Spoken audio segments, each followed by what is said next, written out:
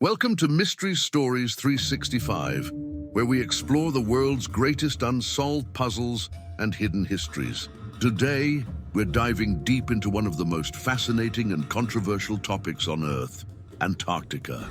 What lies beneath 3 miles of ice? Could an advanced civilization have existed there thousands of years ago? Let's find out. Antarctica, as we know it today, is a frozen, desolate wasteland. But scientists agree it wasn't always this way. Millions of years ago, during a period called the Eocene epoch, Antarctica sat over the South Pole just as it does now, yet the global climate was dramatically warmer.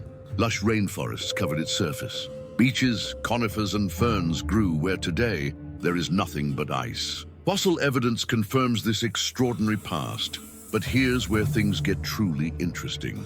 The real question isn't whether Antarctica was once green and warm. The question is, was it still habitable during the lifetime of the human species? Some researchers, most notably author Graham Hancock, argue that an advanced prehistoric civilization may have existed on Antarctica before a catastrophic global event wiped it from history. This idea connects to the hypothesis of Earth crust displacement, the theory that the entire outer crust of the Earth can shift periodically, like the skin of an orange sliding over its core. If true, this would mean Antarctica wasn't always positioned at the South Pole. It may have once enjoyed a far more temperate climate, perfectly capable of supporting human life and civilization.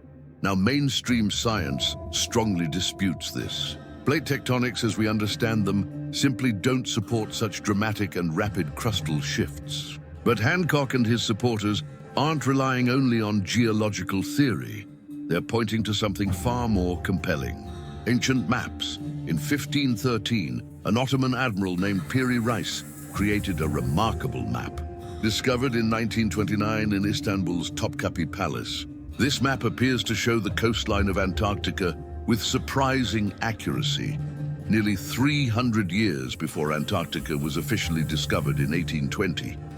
Even more striking, the map appears to depict Antarctica in an ice-free state. According to Hancock, the last time Antarctica's coastline was free of ice was more than 6,000 years ago. So how could a 16th century map show something that shouldn't have been known or even visible for thousands of years? Hancock goes further. He points out that accurately measuring longitude on maps requires a marine chronometer, a technology that wasn't invented until the late 18th century. Yet certain sections of the Piri Reis map show remarkable longitudinal accuracy. His conclusion? These maps were based on even older source maps, possibly created by an advanced civilization that had already mapped the entire globe. Critics argue these could be coincidental accuracies or misidentified coastlines. But the questions remain unanswered. Supporting Hancock's broader theory is growing scientific evidence of a global catastrophe around 10600 BCE. This aligns with a period called the Younger Dryas, a well-documented era of sudden, dramatic climate change that began approximately 12,900 years ago. Ice core samples from Greenland and Antarctica show clear evidence of rapid environmental upheaval. Sediment layers reveal sudden changes in ecosystems. Massive mammal species vanished in what's known as the Pleistocene megafauna extinction. Sea levels rose by an astonishing 400 feet over thousands of years as ice sheets collapsed worldwide. Hancock believes a comet or series of comet impacts triggered this catastrophe, destroying a sophisticated civilization, wiping out much of its population, and scattering survivors around the globe. These survivors, he argues, carried fragments of advanced knowledge with them, influencing the ancient Egyptians, the Sumerians, and the builders of mysterious megalithic monuments like Göbekli Tepe in Turkey, which dates back over 12,000 years, far earlier than conventional history suggests civilization began. Now let's jump to more recent times, 1946 to be exact. The United States Navy launched a massive Antarctic expedition known as Operation High Jump, led by the legendary Admiral Richard E. Byrd. The operation involved over 4,700 military personnel, 13 ships including an aircraft carrier and dozens of aircraft. Officially, the mission was to establish research bases and map the Antarctic continent. And it did achieve remarkable things.